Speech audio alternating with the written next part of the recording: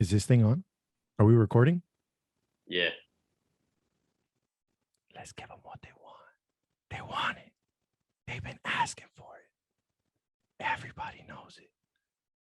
We're going to give it to them. It's time. We're back.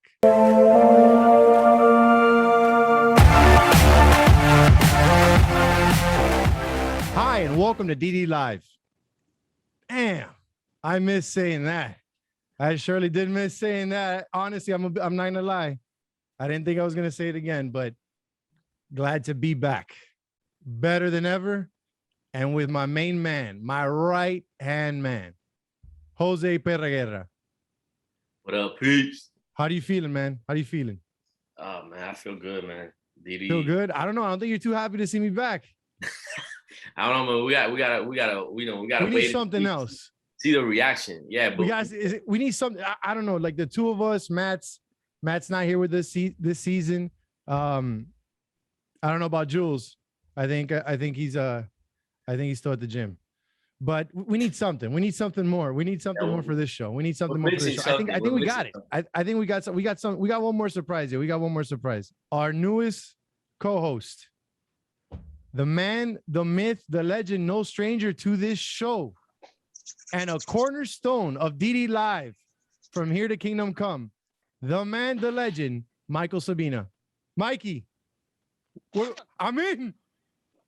I don't know what strings you pulled, my friend, but I'm just happy to be a part of this whole process, dude. This is what the people want more than ever, man. I'm glad. Let me put you guys in gallery action. I want to see all of you.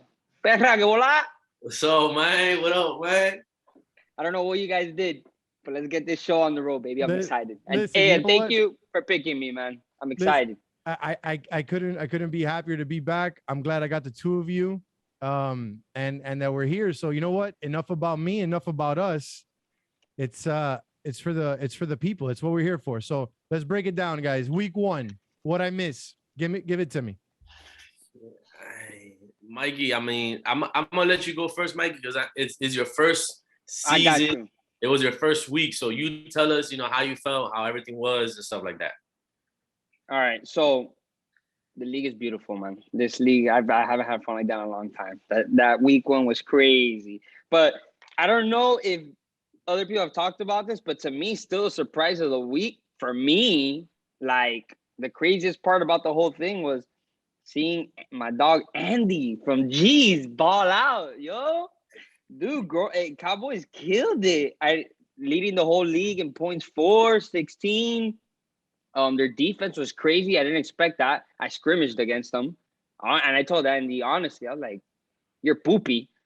But the defense is ranked 3rd right now. They only allowed 8 points, so they killed it. I mean, it's seen stuff like that in DD, man. Like, you put that team anywhere else, you don't think it works, and DD it works, man.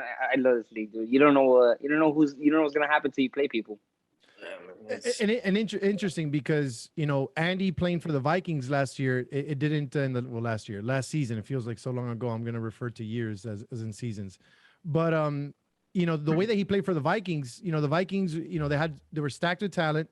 They made trades and they just kind of pooched it at the end in the playoffs. So kind of to see him 4-0, I was like, if you cover the stats, you tell me the record, you don't tell me the guy, I'm most probably going to throw, no, that's David's numbers, that's Beaky's numbers. But then seeing that it was Andy, and the fact that, the TD to INT ratio, like he was throwing and he was scoring. So it's not like they were running it in like we've seen. The stats will tell us with other elusive quarterbacks. How many was it that Lulu had running? Bro, he had 8. He's leading the league in rushing touchdowns. That means he's punching in 2 per game right now, which is absurd for a quarterback. I mean, not absurd, in but 4-man. That's ridiculous. Yeah. Yeah, listen, is what we talked about in the tournament. Like I said, in the tournament, people, athletes like Lulu, athletes like Paulie, that they're not your traditional quarterbacks. They excelled in the one-day tournament because it's a one-day tournament. If they came hot, like any other quarterback, but they come in hot, it's hard to adjust in a one-day tournament. Like you need a really smart team to be able to figure it out on the fly. But it was 5-on-5, and they still were able to do that. My problem coming this season was like, those are a lot scarier now because now it's 4-on-4. So now they have, I don't want to say double the space, but they almost have double the space because it's the same size field, but you don't have that middle guy clogging up the middle of the field. So now you can just send two go routes on the corners, and if it's Lulu and Paulie against, let's just say, one of the lesser rushers. Let's say, I rush a lot for my team. Let's say, a boot from the Dolphins. I'm assuming that's mostly what he does on rush. Like, for example, I play the Cardinals, so I know JD's usually the rusher. So like against those guys, the tier 3s and tier 4s that are not rushers, that are not the Ernies, that are not the Genesis, the Giannis, people that just, they're athletic, but we're not rushers, There's no way we're keeping up with those players. So guess what? I'm glad I don't have to play them until maybe the finals, if they get there and if I get there. But the game is just for them now that it's 4-on-4. To me, I still believe they're gonna need a quarterback, a real quote unquote quarterback to win, because those guys' ability as a wide receiver, as as a number one receiver, is stupid. And it's kind of like, we've had a discussion with with other people that we brought into the show. It's a trickle down effect, like for example, that little Mikey. I know you didn't play him, I didn't play him, but there was a lot of like questioning and drama surrounding the Jaguars and Laura. Apparently their quarterback wasn't able to get Laura the ball, and then Laura went to quarterback, and I'm like, brother, you got to understand. Now you're asking Jules to be your number one. And Jules, nothing against Seabass. Now Seabass is your number 2, but you can't expect Jules to get open consistently against a captain or the better tier 2s. And same thing, so like it's a trickle down effect. Yeah, because I get it. Your quarterback do it both ways. You got to do it both ways, and that's what makes it even more difficult. Like it's hard. You're asking it's Julian to be the out route, deep post, skinny post, and then get back on D. And you got to cover the one. What's actually to add on to that, Luz, now that I'm looking at his other stats, dude, they only had 2 passing touchdowns in 4 games. Do you think Lulu's going to have to run wild like that every week to maintain that winning record he had? He had 2 passing touchdowns and 8 rushing. 2 passing touchdowns in 4 games is bad. He's ranked 18th. That's, like, if you want to flip the coin, that's also indicative on the defenses that they were playing against. Because, the fact that he was able to punch it in that many times, 8 times in 4 games? Yeah, that's a lot. It's 2 times per game. And I hope that it was 2 times per game, not that that he massacred somebody by himself. I don't think that's sustainable, though. I think by week 2, people know the deal, and I think he'll get higher tiers maybe. For example, I might throw this out the window. I might play Lulu next week, and I might reconsider about who's going to rush him. Because from what I'm seeing now, 2 passing touchdowns and 8 rushing, I'm going to make you throw, baby. I'm not going to let you run. But I don't know. Maybe David changes that strategy. What else do we got? So we talk Lulu, we talk Andy. So these are that's my Peaky and David. What else do we got? I mean, listen, Eddie. Are we just taking people? Are we taking people for granted? Are we taking everyone else for granted? Listen, Eddie surprised me. Eddie surprised me. Now I will be here and I will, beat my chest, and I will continue to say I think Eddie's team sucks. I don't think that team can win. Because from experience, you've played on a team with 2 tier 5s, and Mikey as well. Mikey had 2 tier 6s in the tournament. And what did I say on the show? Mikey, all I have to do is hold on those first 2 drives. After that, those next 3 drives, you're gonna have 2 tier 5s on the field at all times. You're not gonna be able to score, but if you do okay, that's great. There is no way in hell you're gonna stop me with 2 tier 5s on the field. Yeah. And to add on to that, look, I played the Chargers, and if I had David here, he would attest to that. Our biggest mistake was, and this is no knock on David Davila, but he was at corner to start the game. Ask David how many times we threw to Davila's way. 0. How many times did I throw to Davila's way when I played you in the tournament? I think I saw the videos. You have to. And it's something that immediately after, in the half, we regret it. We're like, all right, we're already down too much, because Eddie's going to score with that offense. Yeah, he's going to score. Eddie's an elite quarterback. He's going to score. But he the thing is that you're telling me this, and it's not outside the realm of reason for me, because, at Nationals, Eddie was playing with a bunch of randoms. This man went on Facebook and just said, "Hey, who wants to play in a flag?" It sounded like me trying to recruit people here in Miami. Who wants to play flag football with me in nationals? Recruited a couple randoms, and the man like almost messed around and won the thing. So obviously, the Eddie that we saw last season was one that was hampered by injury. It's better for the league when we have the Eddies of the world healthy. And as what you guys are attesting to, that his athletic ability could overcompensate for the lack in decision making for a team. But if it works, it works. But it's only 1 week, so we can't overreact. Anything else? Anything else floating? I see the 49ers 3-0-1. So as an ex-Niner, I have to ask about how are the Niners doing now? How's Jordan doing? You know who Jordan is. Jordan's a leader, bro. I played him first game and into the other, and I don't want to do this because this guy's gonna record this and use it against me, Kevin. But bro, that guy's annoying to play against, bro. His offense works. The offense works. It's chop, chop, chop, chop, chop, and you're just there. You're wasting no energy. I was fresh. It's not like he's making you crazy. But you have to be mentally. You have to be there because of the fake handoff. Do you follow? Like you have to be mentally there and you have to be there as as a defense, as a group. Because if you don't communicate, that offense is gonna tear you apart. So credit to Kev. I think his arm still sucks, but he makes his skill set work, bro. So how can you hate on that? No, I find it comical because everyone coming in, it's like, oh, I'm gonna put the clamps on Kevin. How could Kevin be a quarterback? And it's just like inside you're like, it's done deal. He's, he knows it. He knows the way around. It's like when you commission your own fantasy football league, you know what you're doing. So the fact that everyone says the same thing, they go up and they face Kevin, and it's always the same line. It's annoying to play against him, and the fact that he has a baller with him in Jordan, man. That's sort of the dude. Baca. He was a steal at tier 3. To me, it was more annoying because Jordan, I mean, like, what Jordan does, and you have a tier 2 or 1 against him, so he still balls, but the Baca's the one slicing, doing a lot of the dirty work for Kevin, man. Like Baca's offensively, he I would definitely put him up there, top 3 shiftiest players in DD right now. Where I had a little fallback for me was like I don't think he's a legitimate bona fide tier 2 because I think defensively he's gonna struggle.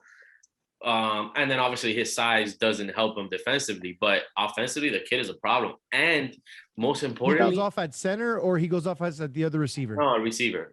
And who's the center on that team? Gianni. They're tier 4, and then when Nico comes in, Nico they're tier 5.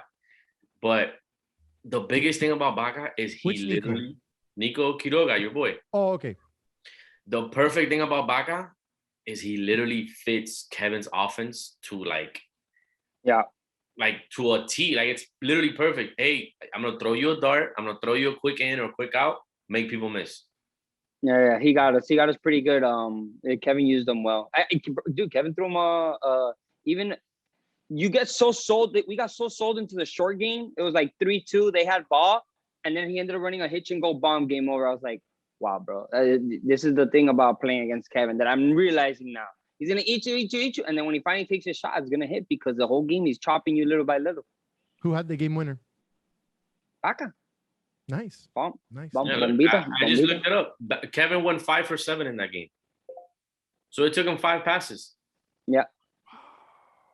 How many did Jordan? Does it say how many Jordan had? No, because he threw a couple. I think these stats are messed up or whatnot, but it doesn't matter. Like 7 attempts and you win a game. Like, come on, man. But that sounds reasonable for Kevin because how many possessions do you really have? You have 4 or 5 scoring drives. They had like drives you could score. They had like 50, bro. They had like 50 handoffs too, just running the ball. Yeah. So the give and go, and then he could go.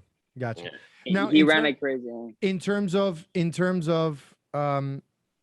what was projected coming in, who is the biggest surprise that you thought was going to be trash? I'm gonna go with Bears. Bears. I love Dusty now. I've never given that guy credit. And Dusty, Chris J. Oh yeah, it's Dusty. So it's like the Daniel old 49ers Elias. Team, but no Jordan. No Jordan. So I saw that team and I'm like, okay, there's no X receiver, and by X receiver, I'm thinking, number one, you know, a bona fide, certified legit number one. A Lewis, an AJ, you know what I mean? Yeah. I saw none of that.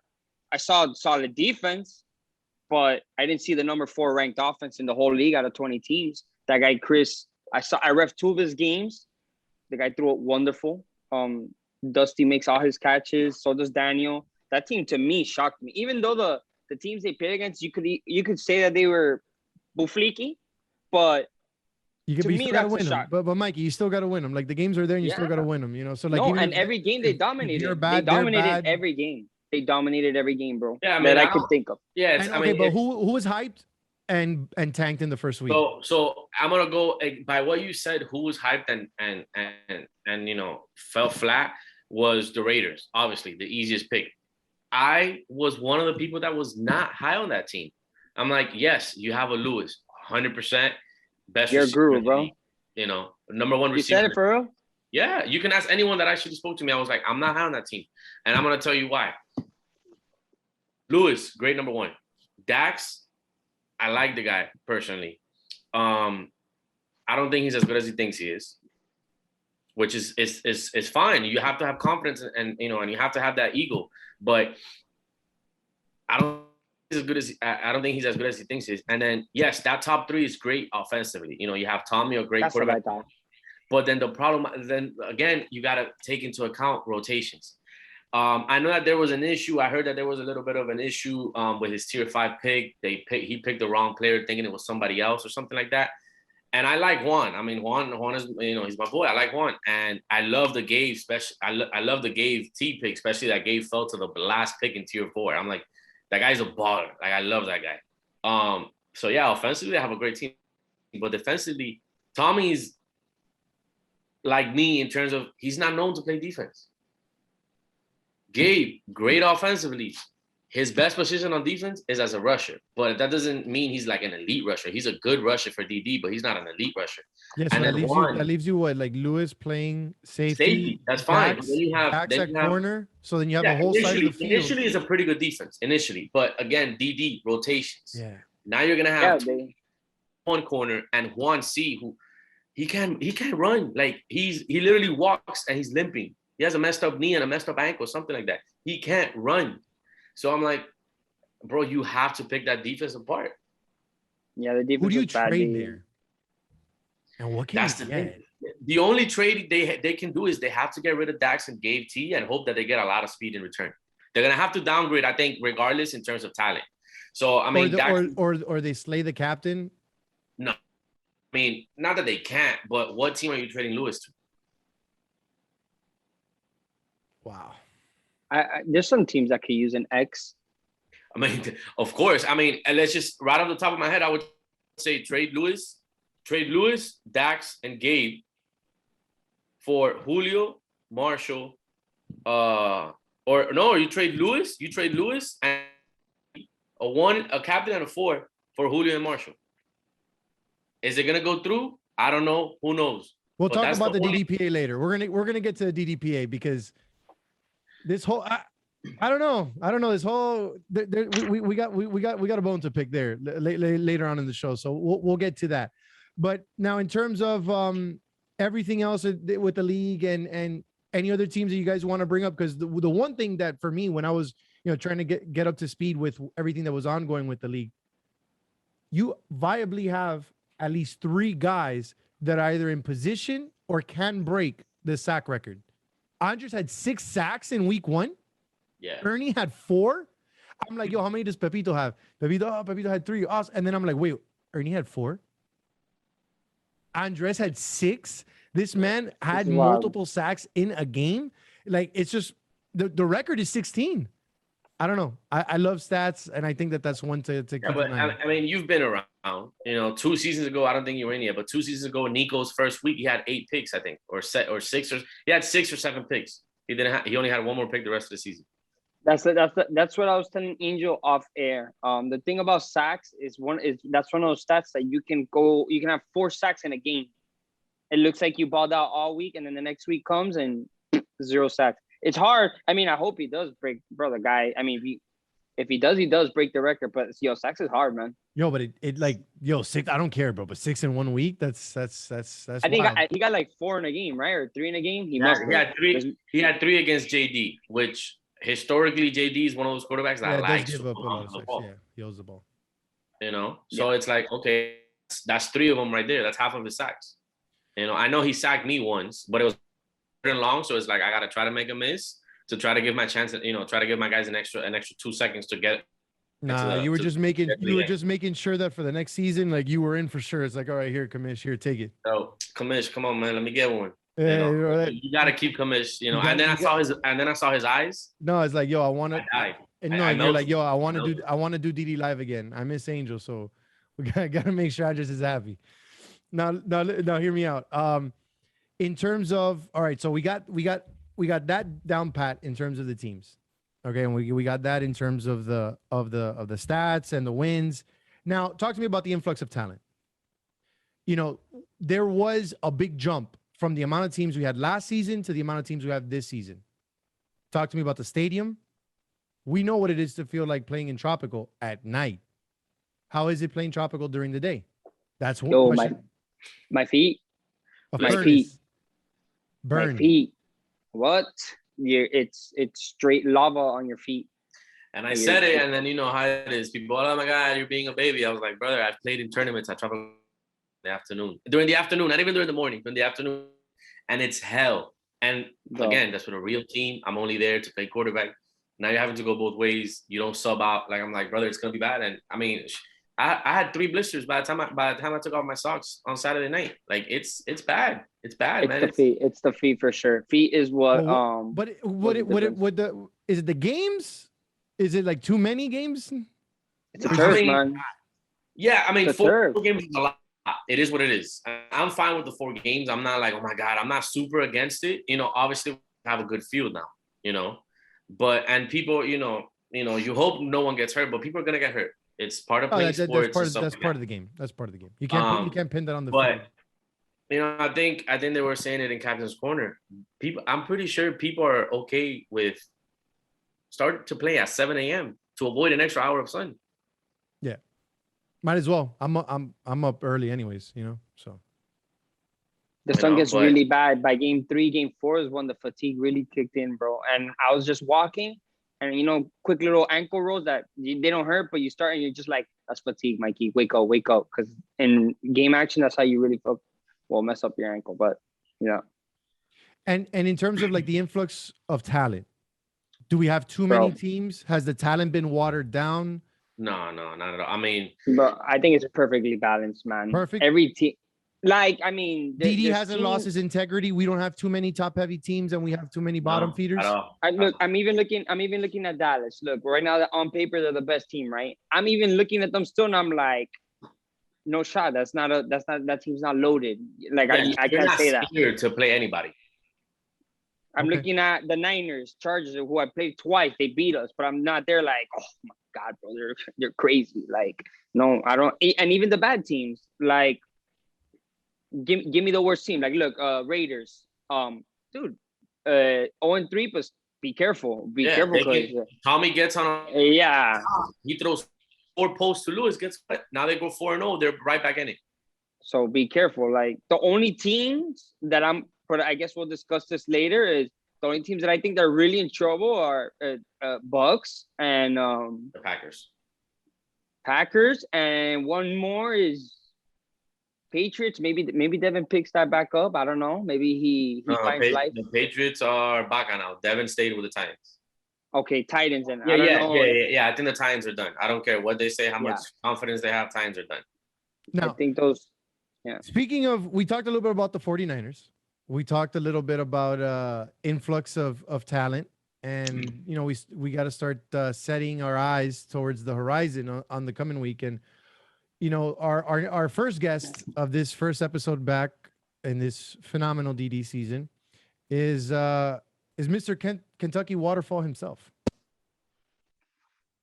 Mr. Business in the front, Mr. Business in the front, and party in the back. What's up, Pablo? man? Welcome to DD Live. Pleasure to have you. Thank you. It's a pleasure to be here. What's up, baby? What's going on, baby girl? You come on, man. Come on, man. We don't gotta do all that, man. We don't gotta do all that. Hey, man, talk to me. So, I know you got in. Wait, no, actually, no, I don't know how you got in. How'd you get in? Mikey told me about the league. That's not saying Put much. my boy, Right. put my boy on. Come on. Mikey told me about the league, bro. Mikey was promoting it heavy. I knew he could. So- I knew his skill set would work for it, bro. Guy's a both way player. Like, join it, bro. Get your clout up. I don't give you any clout. I don't give you love. All right, so look, you guys played together. You guys played together in the tournament. How was that? In which tournament? The Summer Showdown. The DD one, yeah. Oh, Dude, it was kind of a little awakening, you know. I was like, okay, this isn't as easy as I thought let- it was. let's talk. I want us to be honest here too, because we had some things that we said that we didn't say publicly. I think this is What the are right you talking time. about, man? Bro, You want me to start it or what? yeah, go ahead. You can do that. And if you want, we You're could good at this. include a couple. We could include a little bit of footage, a little bit. But nah, I think especially after seeing what the stats that my boy Nick G put up, receiving, you can say fairly well. I think, and Jordan's a great player, but I think he used us in a really wrong way. I know he used Incorrectly. really bad. I think he milked me down, and that's not his fault, man. He thought I was in shape, but to sub me out first, I got no breaks. I was running post back to back, killed me. Is it my fault we lost? Yeah, I fatigued. I dropped a big one. I admit that. I take full blame for that. But I think Jordan was extremely lazy, man. Jordan, I love you, but we all know you overdrank. Maybe there was some other stuff going on, some inhaling some stuff we weren't supposed to, but we have clips I can send to Mike and Paulo running across the field to chase hitches on the other side while Jordan's flat-footed, just watching Paulo do it on safety. Yeah. David Davila getting bombed and Jordan just watching while he's supposed to shot over the top. So what you're here to say is that you probably rather not play with Jordan again, both of you. I would love to play him in a season. I think in that tournament, he was not. That guy's a great player. I know he is. That guy's a dog. But he was not in it to. And I blame the loss on me. I was on that fatigue. He put it all. He gave me a lot more work than what I was deserving of. Bro, I ate you guys up just like I said, bro. Just like I said. Crazy, Pablo. So hear me out. So you had a bad turning. Then I didn't have me. No, myself, you personally did it. No, I think you personally didn't. There was nothing that you could have done. I just mean like. But we did. Yeah, we shit the bed. A bad experience. Then you get to the basketball tournament and you pick up a knock, and you were excited. You were excited to play because you were playing in other leagues during the week, and so then this tournament's coming up. But then you pick up a knock, and you pull out. So then in come this DD season. So there's a lot of hype, because there was a lot of noise when you were drafted into the summer tournament. Then you put a bullseye, like a humongous bullseye on your back during the basketball tournament. Okay, basketball, yeah, that was me. And so then now you get into this season, okay, fully healthy. Week 1 comes in, and all I heard was that you balled out. Bro, I did what the team needed of me. So tell us about a player. Like, who are you as a player? Because some would argue that you are just a safety, that you're just a DB, that you're an okay route runner, inconsistent hands. That's what the knock will be. What does Pablo say? What does Kentucky Waterfall have to say to that? Bro, I'm a football player, bro. You plug me in anywhere and I'm gonna compete at a high level, no matter what it is. I'm gonna adapt and I'm gonna play. I'm a competitor, the ultimate competitor. I'm never out there to lose, no matter who my team is, no matter who's trying, who's not. I'm there to win every time. Are you scared of anybody? Never. Okay, so I want to play the best. You like your. It's obvious. What do you say? Well, I didn't hear you. Like, obviously, you're gonna say you like your team, whether you mean it or not. I do believe you mean it because I like your team personally. I'll be honest with you if that's where you're going. Like, I'll be honest with you. When I got drafted to my team, I wasn't like excited. I was like, okay, maybe it's gonna be a little struggle, but after week 1, there's no doubt in my mind that we're gonna go far in the playoffs. Well, you got to get there first. Listen, DD, 100%. it's a long season, bro. No, I hear you. Long season. So It's a long season. You played some drives at QB, correct? I played 2 games at quarterback.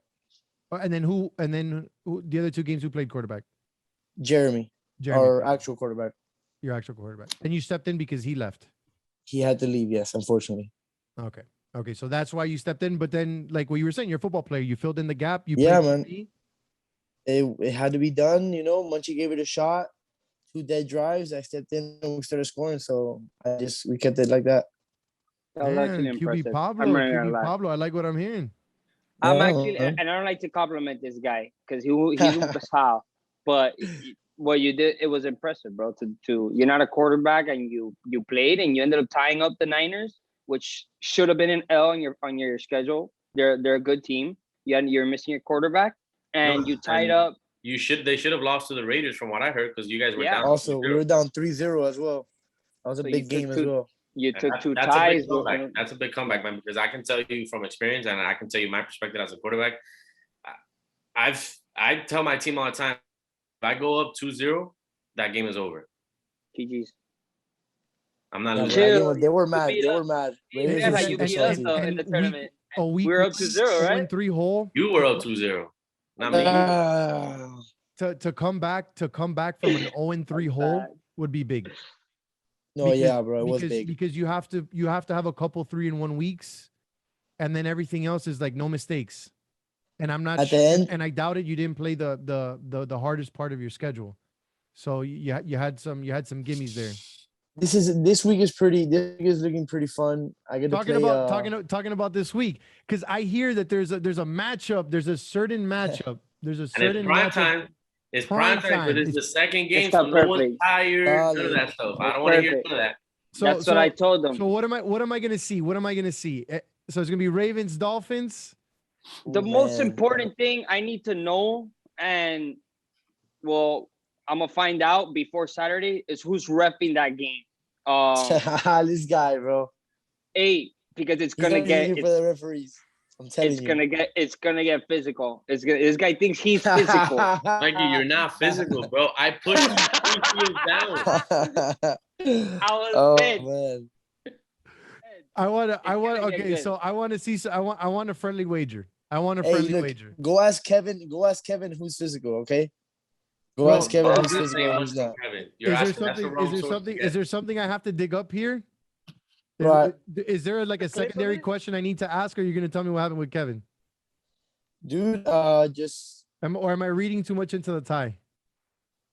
I have no idea what that means. No, what I mean, like, did something else go on there? Was there a little bit of complaining? I don't know, because I'm hearing Oof, officials. there was I'm a hearing lot. There was a lot. That game with the Niners was really physical, really physical. Who's I coming? mean, And, the game in the summer showdown, Gators versus Ducks, that the playoff game apparently got very physical. Oh, okay. Man, it's Okay. like, Yeah, man. It did actually, and I was the one that got wrecked that time. It's Pablo, all right, let bro. me ask Baca, you- trust me. When I see you on the field, there's revenge. It's coming. Let me Now ask you you can something, complain Pablo. because you're both in the South now.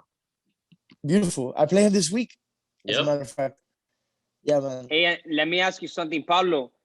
After you play me game 2, there's another good matchup you got game 4, and one that I think the whole league is Wait, but pretty hold on, excited. hold on. In reality, it's the game between me and you. It's not really a good matchup. It's a mismatch, if you think about it.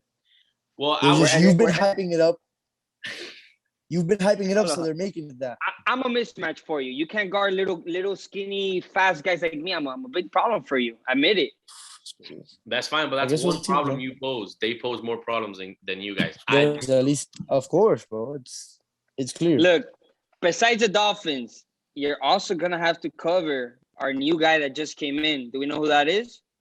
Jamie? Motico. Jaime Harkin. Okay, Muetico. Are you excited about that one? Yeah, that's the most excited for sure. Has me excited. Is Munchie you letting get him you game guard 4? that, or is it him? I don't know if Jaime's gonna make it to game 4 though, to be honest. That guy, you think he's tired? by game 4, he already smoked guy's a motor. six white boys, and he's out of the park. Bro, That's DD gonna be caught a me by good matchup, surprise. We won, bro. We caught me by surprise. By that third, fourth game, I was You're like, dead, bro. okay, this is And you serious, had bro. to deal with the lack of rotation because you were down a player. Oh So my god, that killed us. You know, And and on like top I of tell that, people, you know, like that's what I'm saying. Like, you know, I know you and Kevin were going at it back and forth, and I know that it's easy for you to say, bro, we tied 3-3. It's easy for you to say if you have Jeremy, you win that game easily. But then it's a whole different it's a whole ball game, different game, of course. Yeah, because of you the know? subbing. Yeah, man, because the subbing, you know, the rotation, it makes you, for example, like I'm a leader just because of the fact, you know, de facto I'm a quarterback, you know, whatever. But I'm not a vocal person when it comes to actually playing. I talk plenty off the field, and when I'm refereeing, as Mikey knows, because he was crying about stats all week long. Mikey But says he doesn't cry. yeah, he was crying, man. He was texting me on the side, man, my stats, man, my money, done, my done do. I'm like, bro, I'm Blew my ticket. Manny blew your ticket. Yeah, he did. But you got to play with 4 hard. Granted, it wasn't, you know, theoretically, you know, your best 4 players because you had your tier 5 on the field. Even though I'm a big fan of Kenny, I think Me too. I think offensively he's one of the better tier 5s. But how did that feel, man? Like you were at quarterback, so you kind of got to see it different. But let's say it's Jeremy. Yeah, now you have your top 4 players, but now you're having to play receiver and play DB.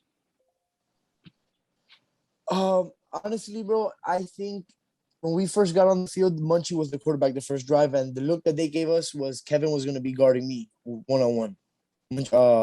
Jordan was going to be playing safety, and I like that matchup 12 out of 10 times. Me. So I think it's an easier game for me on offense. I just think it's an easier game, honestly, man. I don't know. That's an easy 4-2 victory. Okay. But like I said, you know, it's a trickle-down effect. Munchie is not known as an offensive player. I know what Munchie can do. But Munchie, you know, and out there, he's not known as someone that plays offense. He's known as the best DB in Florida, and I agree with that statement because I've seen him do it. But he's not known as an offensive player. But the fact that he's a captain, he's gonna warrant, you know, that you know, like you said, Jordan's gonna play safety. Jordan's never gonna go to corner and line up man to man, but he's gonna play safety. And he's gonna shade that side. You know, now, like you said, you and Kevin, you're gonna take that matchup all day. Jeremy doesn't have to make a perfect throw. Exactly. You know, so it's a different ballgame, man, when everybody's there because, like you said, it makes some aspects of your game easier or better, but it also hurts you in other sides. I don't really see where it hurts us, to be honest with you. I think we get better on defense as well. But, hey, man, I think you guys are going to see who the Ravens are this week. That's a bold. I mean, listen, this week will tell you who the I'm Ravens adamant. are. I'm adamant to Munchie. I told him, like, listen, brother, I know people are going to talk, you know, and I know how toxic, you know, the captain Shaq can get. But I like your team, bro. I don't think, as of right now, I don't think you should trade anybody. I told him, I'm like, if you have to trade anybody, you have to trade Ernie because playing 4 hard is tough, you know. But yeah, I'm like, I don't know if Ernie's gonna have enough value, you know, to get rid of after week 2. I'm like, if there was a week to trade him, was this week. You know, you get rid of him, and you know, you're more than likely gonna have to downgrade, you know, but at least you're gonna have, you know, a full team for the season, you know, and then potentially if you trade him within your conference, you play that team that if you're strategic enough, you can try to aim against a team that you know you're gonna play week 3, so you have the matchup, you know, but. That seems, you see, that's thinking that I haven't done yet. You feel me? Hey man, but that's what DD makes you think, though. DD. Yeah, no, I hear you. You're a vet. You know, DD. You know, like people like you know, I'm known as, you know, like I said, I'm a quarterback. So whether I wanted to or not, I'm gonna be a leader, and whether I wanted to or not, I'm not gonna be a captain necessarily, but I'm gonna be very influential on my team because of course you can't make a trade without consulting your quarterback.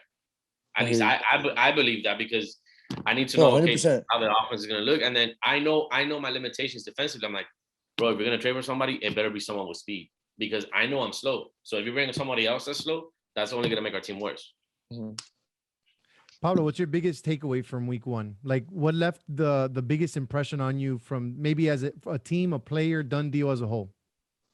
Like you left Saturday and what resonated? Who's your price? Maybe what player that you didn't know. I didn't think he had it in him, or like that's the guy I want to go against. You said you wanted to play Jaime and that Mikey's a mismatch, but looking forward, like I want to cross paths with this guy because I got a bone to pick with him. Give me something. Bro, I mean, I'm not calling honestly, I think somebody out, but it's just more of no, like I'm not. I'd say it it's has a to matter of be respect. Peaky. Like I want to play against Peaky and then Dio. You know what Okay. I'm saying? I'm very sad that he's on the other side of the board and I don't get to play him in the regular season. But yeah, bro, he's definitely somebody I want to play against for sure. That's definitely a guy. And But if you had to see if you could pause or officiate or ref one game, what that isn't your team, From week 2. who do you want? What game would you want to see this week? You can't be involved in it. You can't be involved in it because we want emotion out of it. Like, who would you want to see? Would you want to see the Cowboys after the week 1 that they had? you know what? That Cowboys and Panthers game looks like it's gonna be a good one. Okay. That would be a fun one to watch. It's not gonna be a good game. You guys are gonna Perra, get we're that done interviewing easy? Pablo, dog. This is not the Perra interview, dog. It's a Pablo interview, man. You and Mike trying to like take over there. Pablo, what do you want to see, dog? I'll ask Perra later what he wants to see. He doesn't know we have a segment with that. Dude, I don't really know all the games that are going on, honestly. No, but you hear the chatter. You so Panthers, Cowboys. That's what Yeah, that one's solid. Yeah, look, games of the week as per DD's Panthers, Cowboys at 8:45. Your game against the Dolphins, which I would love to referee that game. The Seahawks versus the Cowboys, I think another good game, and then Chargers versus Niners. Those are the 4 games of the week. Chargers versus Wait, Niners. Seahawks play Cowboys? Yeah. Seahawks play Cowboys? Yeah. Oof, solid. That's a good one. Let's see if Andy can back up that MVP. Yeah, I think Andy has like they got a lot of pressure on him now coming in this week for sure. You think he has pressure? I think so, bro. I think he has a lot of pressure on him. Yeah, he definitely has pressure. But I like Mark. Hey, I like Mark though. Mark is a solid player. He could play super ball. stud. Yeah, super bro. stud. Way better than you, Mikey. Way better. All right, Pablo, it was a pleasure having you. We appreciate you coming on. I'm sorry that we had to censor you, but hey, man. But Kentucky Waterfall, you could go Let me do see your the thing, mullet. man. Let me see the mullet before you see it. Man, it's picked up. It's picked up. Good, it's not in full effect right now. We don't want to see that trash. You know, One last question. Hey, listen, One last question. Besides the Ravens, one last question. Besides the Ravens, what team wins it all? As currently constructed, obviously you're not taking trades into account or anything like that. Man, you want me to tell the truth? I really like. I hate to give you credit. I really like your team. I won't say that ever again. And I really like the Chargers. I think they're like well balanced, bro. And Eddie's a hell of a cap. So that's your final. Who wins? That's tough, man.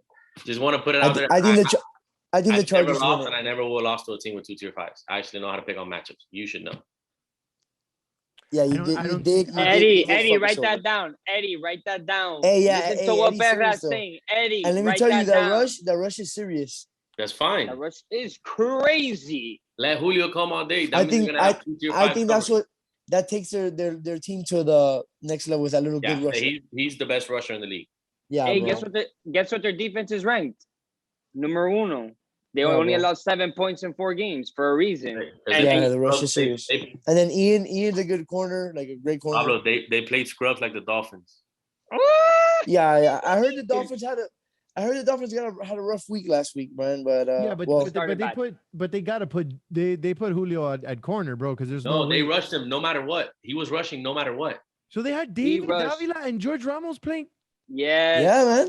You think I'm gonna lose to that defense? You're crazy. If you think I'm not gonna score 4 straight times. Honestly, Pablo, it was a pleasure having you on the show. Listen, one second before. When we played them, we only had 4, so those 2 guys were never on the field. Yeah, no, against you. No, against you. Against you, I so know. But I'm talking about you want me to tell the truth? Yeah. You're right, Mikey. You guys are trash. It was Eddie, Ian, Julio, and Davila. And trust me, after the first 2 drives, we're like, how have we not thrown against Davila? But we already talked about that before you were on, and Pablo, it is what it is. Appreciate you, brother. Man. Thank you. Hey, thank you for having me. All right, brother. Go ball out this weekend. For sure. Oh. He was about to kill me. He was about to throw another. He was about to murder me. He was about to murder me. Man, the two of you, like you and Pablo, it was was I toxic. felt like it was a toxic. mix of a bunch of shows put together. Like you guys are just boxing. We had history. We had a history, talking. man, because we never got to talk after that tournament. That you were on the show. They came into this tournament. Yeah. They went into that tournament talking all types of crazy, and I was like, brother, I'm gonna tell you exactly what I'm gonna do, and I'm gonna do it. And guess what? You're not gonna beat me. And it kind of went down something like that. It kind of went down something twice. Like that. The fatigue was crazy. So we've touched a little bit upon what we like to consider the narrative or the storyline for the season. So we've kind of already highlighted who are the best teams, who are the surprising players. We've talked a little bit about the talent, but one of the things that I wanted to bring up is the DDPA. What is going on? Why does it seem that this DDPA is struggling so much to get players in or players out? You guys want to shed some light on it? What are your thoughts? It's tough. You go first. It's rough. I mean, listen, it's kind of like, it's crazy because it's kind of like a statement I think Polly or Munchie said today in the chat. Bro, as a referee, you're gonna be loved by one team and hated by the other. Okay. The DDPA, I feel like it's gonna happen the same way. Obviously when it comes to a trade, but us looking from the outside in, we're always gonna complain. We're never gonna agree with their decision, no matter what. At least that's what I feel like. As a consensus, as a whole. Obviously, I there has to be some people that hey, you know what? I think that was a fair trade-off, this, that, or the other. But as a whole, the majority is, the majority is gonna take, is gonna win a majority battle because the larger the voice, more people are talking for one side. That's why I feel like they're always going to be in a bad narrative. I mean, you experienced it last season, and no matter what, people were complaining about Baca being allowed to play the playoffs. Same thing with Ray. People are always going to complain, always going to complain. Now, do I think the DDPA is the right DDPA?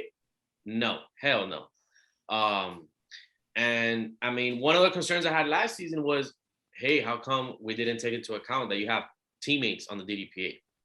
And what I was told was, that was chosen before the teams were drafted, or well, actually no, they didn't know. Andres said, I didn't notice, my bad. I'm like, no, it's perfectly fine, but it's just one thing to take into account into the future. This season, we have teammates on the DDPA, so anything that involves Manny E and Chris Marin. Wow. So which was the same thing last season with Ray and Chris Marin. Last season with Marin and Ray. Which I understand. Then they, I think it was Joe or Andy said, but what if there's a trade? If there's a trade and they end up on the same team, there's nothing you can do. But initially, you shouldn't try to put teammates not because they're gonna, they're gonna collude to make one, to push one agenda, but just because if it comes down to anything, involving their team, you lose 2 votes. Yeah. Right. So it becomes so then it becomes pretty much unanimous. Next question.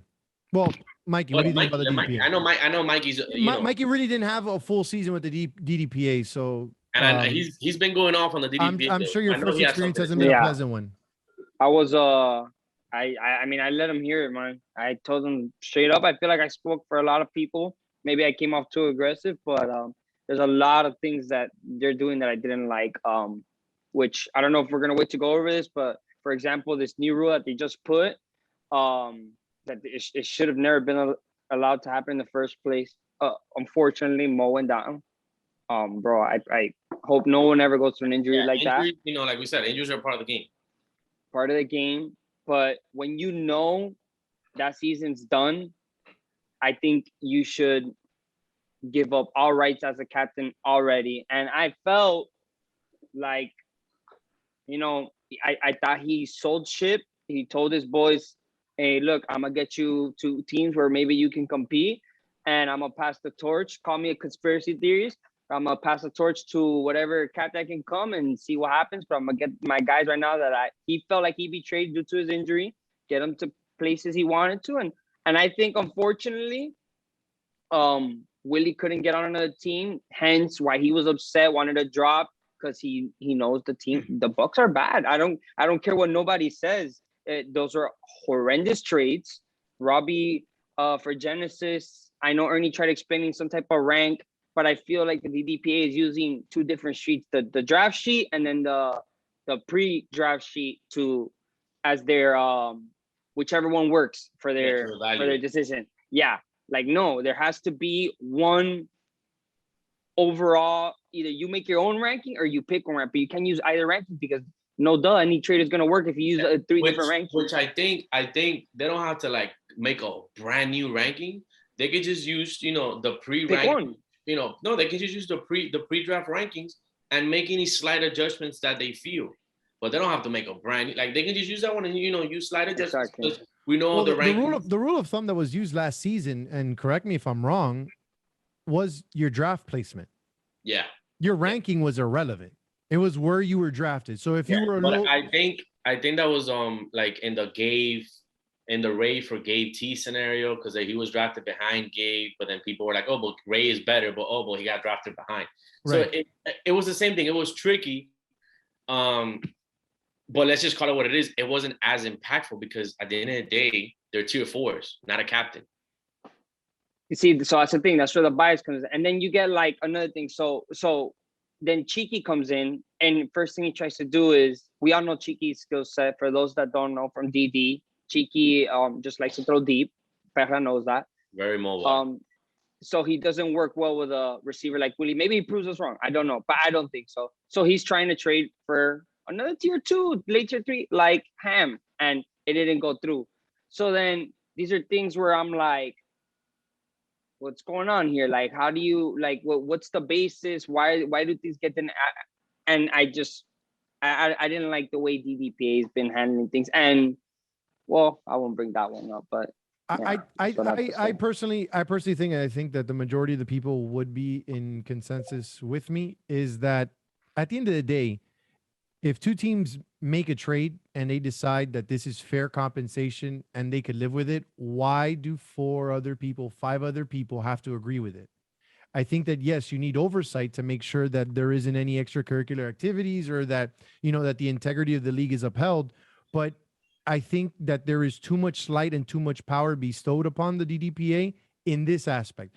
I know that there has to be gatekeepers in terms of the talent that is allowed into the league, because you either don't want to put any team that, didn't have the ability to draft that guy or recruit that player, and then you just going to gift a higher person to the team. So I get that's the reason why we need gatekeepers, and we need to have a good litmus test in order for the talent that we start to allow into the league, in order for replacements on an injury or a drop basis. But when it comes to trades, this is like, I guess it's a slippery slope. It's like fantasy. It's like fantasy football, brother. It's like, I may see value in your player that you're not currently seeing, and I'm seeing value in your player that you're not currently seeing. Because like I'm gonna be honest with you. I've seen Willie play football, and I've seen Willie play football both ways. The first thing that I always hear about someone nagging about Willie is that he's big. And Willie has zero problems playing the game of football because of his size or his weight. He's a phenomenal pass catcher, polished route runner, anchor on the defense. So that's where I come in. And okay, so Ham's on the Seahawks, correct? Yeah. So if Beaky saw value and Beaky can't even vote, so that's one less vote. So this is where we have also an issue where you have 2 players on the same team in Marin and Manny E, where one team already holds way too much power in order in a decision to be made. I'm not saying that these guys are colluding or anything like that. Yeah, exactly. But the point is that if Beaky saw something in Willie and Cheeky saw something in Ham, why does the DDPA need to get involved with it? Who, at the end of the day, both teams would be better served for the trade. Both teams would be happy. I think that's a win-win for both teams. And it's a one less predicament that the DDPA. So sometimes, yes, I know that there are, players that you're never like, there's always going to be nagging, and there's always going to be, but pick and choose your battles. Then the DDPA was wrong on this one. This is a thing going forward is something that we got to revise. I think it's definitely something I think people saw. Hey, we can't let Beaky get more powerful. I think, but here's go, Mikey, the conspiracy. That's all that. That's the only reason why I got denied. People are like, Beaky with Willie, no shot. We can't let that guy get more powerful. It doesn't matter if the trade was fair. We all know Beaky's team will get better with Willie because Beaky, from how he did, he has Enzo as his ex, and he can work with Willie. Ham was not working with him. I guess not anymore. But no, Chiqui it's not was even that. It's just Big E's team. His offense is always going to be potent because he's one of the better quarterbacks. He's very mobile. He made like look at Manny Sardinas' stats, bro. It's nowhere near what he had last season, and it's because Beaky made him. Yeah, so he's one of the better quarterbacks. He's very mobile, very mobile. So he knows, and he's a captain, and he's a guy that knows football and knows flag football. What is his team like? If anything, is a defensive presence when he has to come out. That's now you give him Willie. Yes, at the end of the day, I still think Cheeky wins or gets better, but it gets better in what part? Because it's a win-win. I think if anyone wins more, it's definitely Biggie, because I don't think he loses much in terms of offensive power. With getting Willie, yes, he gets slower, but he gets a true center on a true guy that's gonna eat in the middle, which is what he needs because Enzo's his main guy. And then on defense, he gets drastic, like leaps and bounds better, and he gets another leader on defense. Yes, Cheeky gets someone that fits him offensively. But then I also think he gets arguably terrible on defense. Because he has all the speed in the world now, but Cheeky can't call a defense. Exactly. And he lost more. At least do that for you. Willie can put guys in the right position. So it's. But hey, listen. At the end of the day, that's what DD is. So like it's unfortunate. The trade-off. That's the trade-off. Now like Cheeky's going to have to learn. Captains agree. They agree, unless it's something like egregious. Where you're like unless it would have been something kind of like this. They're a captain for a reason. They're a captain for a reason. Yeah. Dude, Cheeky likes to be a high-point offense, no defense. That's how Cheeky will rather die playing the game. That's how Juice is. Yeah, Cheeky doesn't care if you're 5 foot. He wants speed. So if he feels Ham is better than Willie in that aspect, I'm hopeful. Maybe not an overall player. Yes, when you go make an 18 for Vegas, Tampa, okay, you get Willie because he's the more sharpened player in there. But DD, you want Cheeky speed. So I mean, it was sad that I didn't go through, man, and he's stuck there in that situation. Fantasy football, if two captains agree on a trade, as long as it's not egregious, where you're trading a tier 2. Come on, bro. There's no value. Or maybe we take a step further. It's not the captain making the trade. We have an Enzo scenario where someone's coming in the 11th hour of the night and just shipping off the whole team. Okay, fine. So the DDPA has to okay, well, you know what? It's not a captain, so this is going to need I don't know. I just think that this was a fight that they did not have to pick. If both captains agreed to it, it is what it is. And they should have, if anything, if the balances were a little bit too tilted. Cheeky knew what he was walking into, and he still came in. He's doing a service to the league coming in, because there's not a lot of Cheeky Chacones out there. So the fact that he came in, come on, man. At least you could have done just give him the one guy he wanted, man. Now he's gonna have to play with a bunch of people. That's what I got upset. And I know he doesn't want to be there. So it's things of that nature. But hey, listen, man, we'll see. Hey, it gave us 5 minutes of talk time. So whatever, we're here, we're living it up, and let's see what he does on Saturday. Maybe friggin' Willie and Cheeky they set it off, and I have to get Willie from Swoosh, and I have to bring him on Nas and stuff. I don't know these things. I'm just speculating. Here's a bold statement. I think after this week, after people see Cheeky, I don't think he's a buck anymore. I think people make moves. Well, you know what? You know who would be better served to assess talent like that? The man who makes the rankings himself. And our very next interview, the commissioner for this season. Some might say the best quarterback ever to play. Some might say he's the Grim Reaper of Red Zone. I don't know. Self-procluded a lot of titles. Most probably the best hot seat we've ever seen. First appearance on DD Live. The commissioner. Johan. What a sight. What a sight. Let me tell you. I didn't film all the smoke because the only day we could film was tonight to be on here. Oh, let's go, man, look at this guy. Look at this guy. He's gonna make me blush. You made the right decision. John, can you please, for the record, because some people say I was pulling strings and I might have signed a couple of checks, can you please say that I didn't pay to do the show? Yeah, no shot. I didn't buy nobody out, right? I would have probably asked for a lot of money. I didn't grease anybody's pockets. So, Commish. I was, as soon as you asked me, I was like, hell yes. The entire chat's been asking for it. Everybody's been asking for it. And then we heard that it might have been just Mikey on it. I was like, no, bro. All right, get Angel. No shot. No, but we're glad we're back on. Glad that I could be here, a part of it. Now, there's been a lot of changes and a lot of discussion. And as the commissioner, you are the one that is going to get all the questions thrown your way. So first and foremost, let's start off with some softballs. How do you feel about Tropical? Best decision? Worst decision? Oh yeah. I think that having the turf, even though that a lot of teams have been asking for that grass field towards the end of the games, those 1 o'clock games, the turf just brings out like that, I don't know, high school vibe. Like everybody's like together, like you're on the actual field. There's numbers on the ground. Like and also we also been playing Tropical forever in Red Zone, so like it kind of feels like it's home. I guess we're in a stadium, so now we don't have cars driving by. We don't have little, like the girl doing yoga on the side of the field. Like I like it. Wait, hold on. What field was this? I never saw nobody doing yoga. Week one of Ron Eman last season, there was 3 old ladies doing yoga on the side. Oh, that's why I didn't even look. They were old ladies. It's just my The radar didn't even go off. I played 2 games on that field. What's that? What is it that you're calling that field? The one that's by the Coliseum. I played 2 games there, and at first I was like, "What is this field?" But after playing on the turf, I wanted the Coliseum. I was fresh for the Coliseum, the turf. My feet were melting, but it is nicer, man. It is like, but I like both. I like both, but it's good to play a couple games in the Coliseum. Yeah. Keeps you fresh, man. I agree. Now, so I love.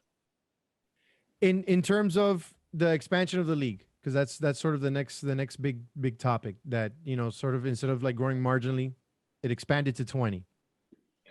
Good decision, bad decision. How do you feel about it?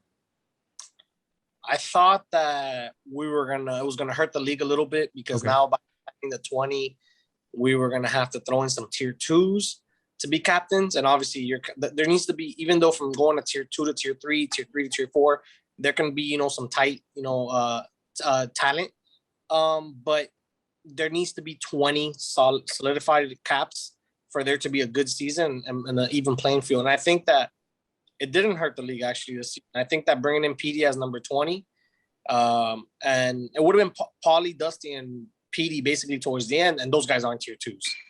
And let me tell you, drop a little fire in here.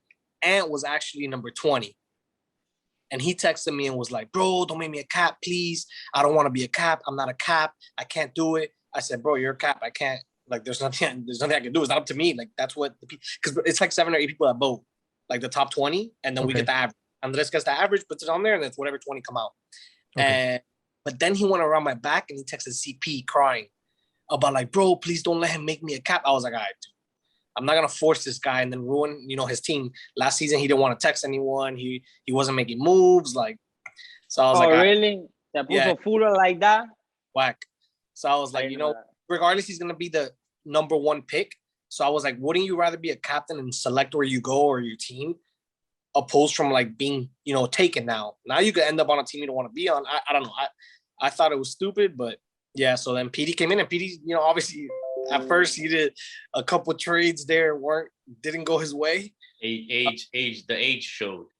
Yeah, that was rough. But now he saved his draft. A couple people fell, and he had a good team. So now, in terms of the DDPA, did you feel you got it right? No. Thank you. Okay. No. I think that just solidifies it. What is as a whole, I don't want you to target anyone in specific. Like when we speak about the DDPA, we're going to speak about the 5 as a collective group. Where did you miss? I think no, I didn't miss. The league missed. I asked. Okay.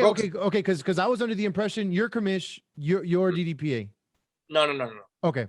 I don't work with the DDPA. The DDPA are kind of like against me. I'm with the owners. Like I talked to the captain's chat. The DDPA is supposed to be answering for the league, like for the players.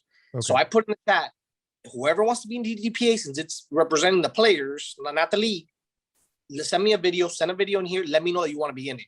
Bro, 5 people, 1 from each tier sent one. So I was like, all right, this is what you guys want. All right, you guys fucked. Like, but I did throw in Chris Marin in there because I needed at least 1 from last season to be in there. A surefire. Yeah, you need someone to like, hey, look, this is how we did it. Whether you guys want to do it this way or not, but yeah, no. trash. Okay. What has been the biggest disappointment in their decision making? That if you would have had like, you know, the ultimate power to veto and to change, what would you have changed? Yeah, good point that you say that, because I made it very clear that I'm not vetoing any of their moves. Like whatever DDPA approves, I'm pushing through. Because I'm not gonna sit there and deny what they're. What's the point of the DDPA if I'm denying what they're approving? Right. So, but I think that I don't know. We chose guys that are too red zone, in my opinion, and their ego, I guess, gets in the way or something. Where they're like, no. Like this is how it's gonna be in this scenario. And then I think we chose 5 guys that kind of don't work together.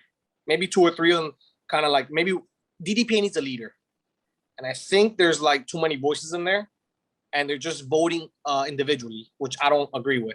I think they need to come together and be like, look, it should be unanimous.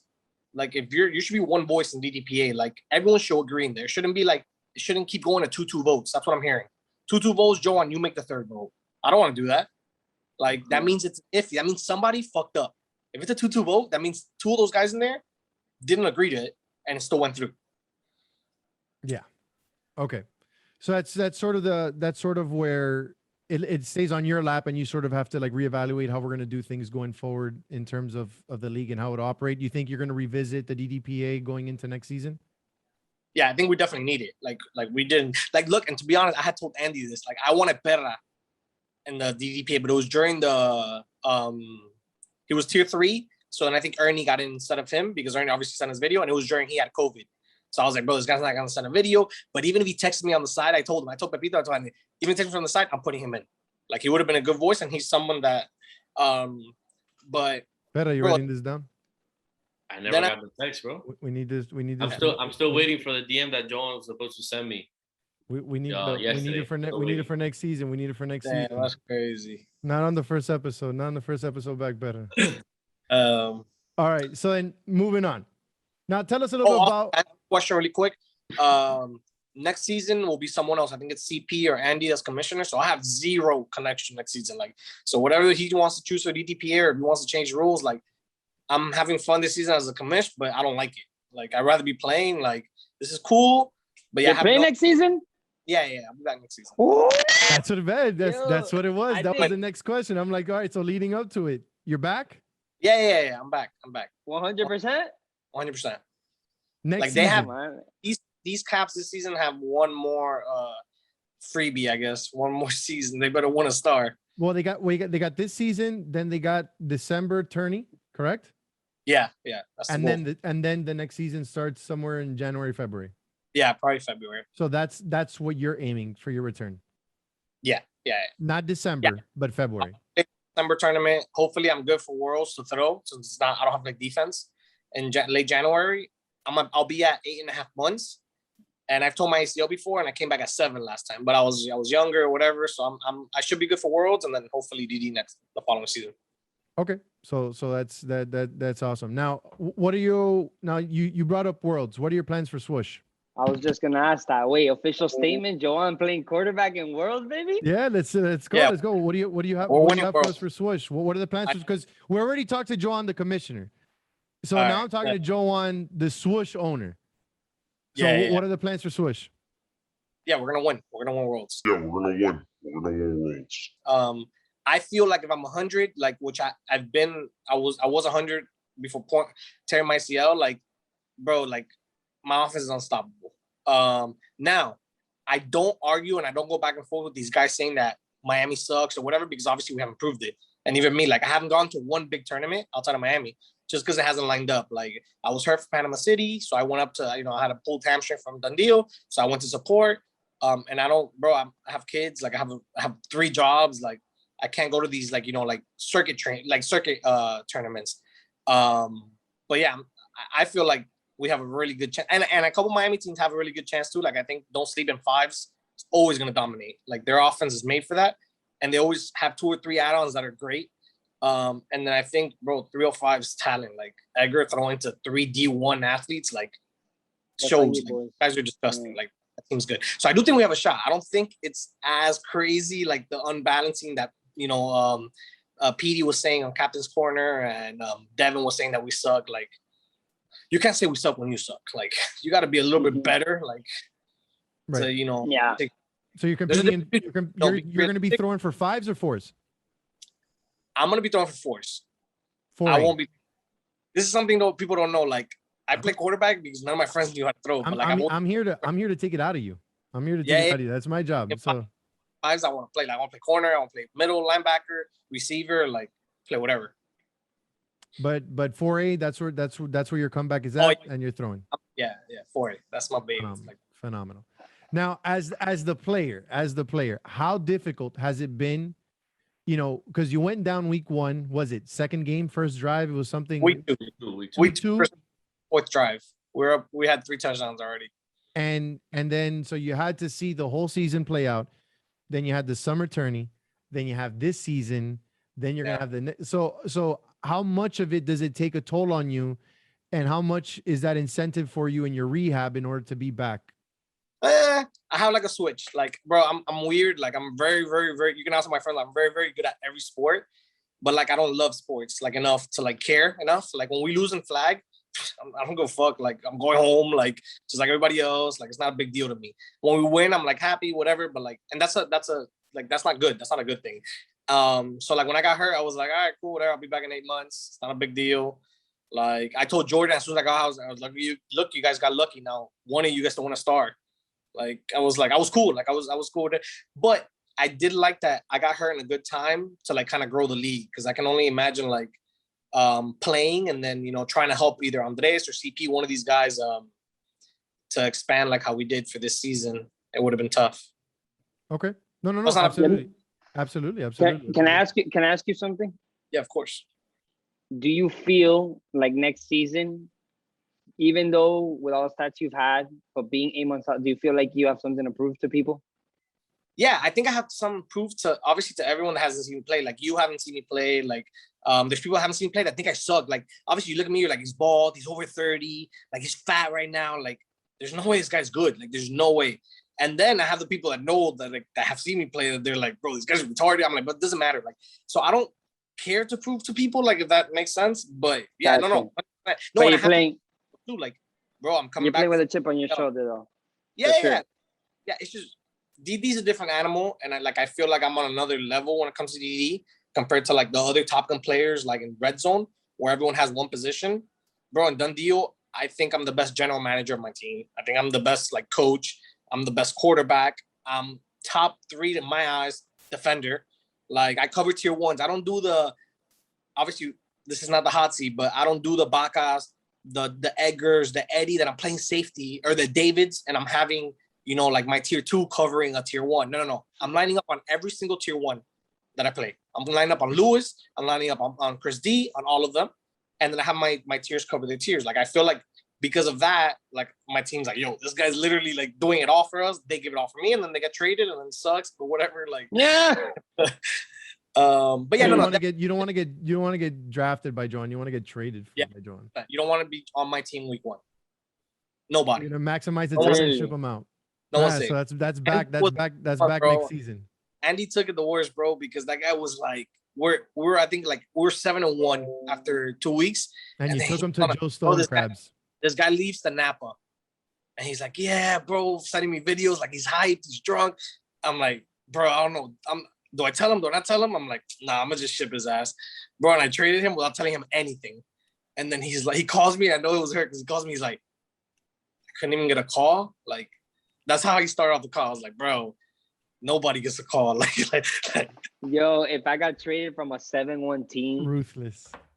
I'd be hot. I'd be hot. Nico was 7-1. We're the top 2 or 6-2. Oh, okay. He went to a good team. Yeah. So you took care. So speaking of taking care of players, and I know that the DDPA had a move that you made as precedent in order to weigh in on this. Now, I know that there's certain things that have happened in the past, and sort of, you know, you sort of want to correct your wrongdoings and to make sure that, especially for the integrity of the league and competition going forward. Now, if a cap gets hurt, and we know, you know, in the case of where you got hurt, that it was almost instant. that we knew that you weren't going to play another down for the rest of the season. Same thing with Mo. Should at least the rest of the team have more of a voice on the trades?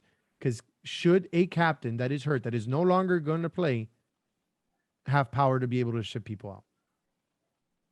Yeah, I think yes and no. So I get both sides, and I remember I have to play both sides. So No. I don't want both sides because we already talked to Joan, the commissioner. I want to talk to Joan. Yeah. So I think that so I do think that players should have some type of say. I guess when you're saying the players on the team, right, of the captain that got hurt. Yeah. And a lot of people don't know this because it looks like, oh, Mo's fucking doing, fucking hot fire sale, garage sale. Let's get all these things out. But it was because the players on the team were asking for that. Okay, that's what I want. That's exactly what I wanted to bring up for everyone to know that's not in the know, because what it appears like is that Mo just made all these trades to make sure his boys got on elsewhere. So, by you coming in here and telling us that, no, this was not the case, these guys demanded trades out, sort of dissipates the notion that there was some, Yeah, and that's why, unfair play. That's your question. So that's why it's a very hard thing to control, because on one end, the players are asking Mo, like, dude, you're hurt. We wanted to play for you. The DDP at that point had denied 3 people already to replace Mo, because these guys were happy. Like Willie played with Andy Fuentes from Those Sleep. I thought, Andy might be a little bit better than Mo, so I got that. I understand that. I thought Al should have been approved. It didn't get approved. And so, bro, those guys were like, dude, 3 people, and they all said no. Like, what the fuck? All right, trade me then, Mo. So what is Mo supposed to do there? Say no to them and now keep them there? Like, I get Mo, and I guess so. Mo was frustrated. Mo was frustrated to the point that the team told him, do not bring in Cheeky. Let's not rush this. Let's find someone better. If we can, then we'll get Cheeky. Because I thought Cheeky would be like a top tier 2. Like, like Jaime, like one of those guys were like, they're first off the board. I just didn't think he was good enough to be a top 20 this season. And then, bro, I texted Mo, don't rush this. It's okay. Mo's like, bro, fuck the DTPA. Like, these guys are literally told everything. I just told my AC, I'm frustrated. I'm mad. My team wants out. I'm just bringing Cheeky. Like, all right, let's bring in Cheeky. And look, and to be honest, it can be like, for example, for you, it worked out last season on paper, but then the team you built, which was supposed to be a good team, shit the bed. 100%. So now this team doesn't get along or whatever. Maybe they come out and they become the Bucks of last season. 100%. Let me tell you, if I would have known, to Pedro's point, if I would have known that Devin sucks so much, he can't connect with Lulu, I would have brought in Lulu straight up for me and be like, yo, Lulu, play quarterback, because I drafted a dope ass team. And now you take this team to the fucking, because bro, that shit was miserable to watch. These niggas go 0-4. Yeah, no, it was a great team that you did put together. So that's where I kind of like, because I was talking to the guys, and and they come up and I'm like, no, but there is precedent. Joan did make trades after he got hurt. He was doing what was best for the team. Yeah, maybe sort of what I wanted to shed light on. Was this,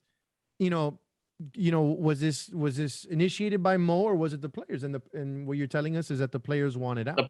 Absolutely.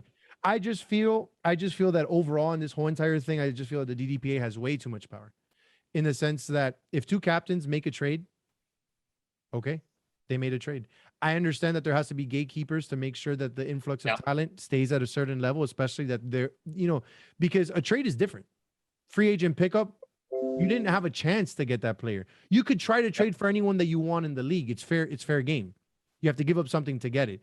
In this case, in the one where you're adding players, yeah, the DDPA has to have some sort of, power over it in order to make sure that, we don't water down the league too much or give an unfavorable advantage to one team, give them too much power.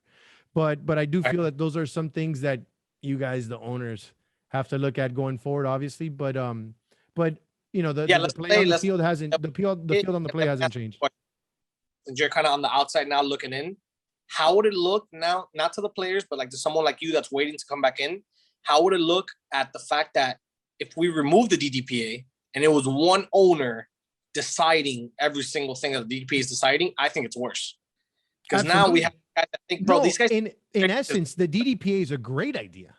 Yeah. I just think they have way too much power when things are done within the league. Because, for example, the trade that and we just spoke about this about 5 minutes ago, and before you got on, if Cheeky wanted Ham and Peaky wanted Willie, Cheeky saw something in Ham that Peaky doesn't see, and Piki sees something in Willie that Chiqui doesn't see. So it's like they're two captains. They're two ballers. They're two consenting captains trading. This is not a captain slayers trade where you're swapping a whole team and and all that stuff. So why make yourself the villain there or the protagonist of the argument and being like, nope, you can't have the trade. So that's sort of where where we feel, I feel, and a good number of people feel that, Chiqui didn't get a fair shot. But it's sort of what I told him that what? I 100% agree with you guys. Let me follow up with that question too, because I had asked John this privately, and I want to ask you this on the thing. So now I had told you Bucks to me personally, and I said this with Perra and everybody. Bucks to me are the worst team right now in the league. You had disagreed with me in the chat. You told me that I don't think Bucks are as bad as you think they are, Mike. I think they're the worst in the South. I don't think they're the worst. The Packers are the worst. They don't even have a quarterback. What do you think is the Bucks' outlook now with Chiqui? Do you think they can pick it up? And do you think Chiqui stays a Buck after this week? Yes, I think Chiqui stays a Buck. I think they do well enough to Chiqui to have some hype around the Bucks. I do think that, bro, they're underrated. People think they sub because you're looking at 5 pictures.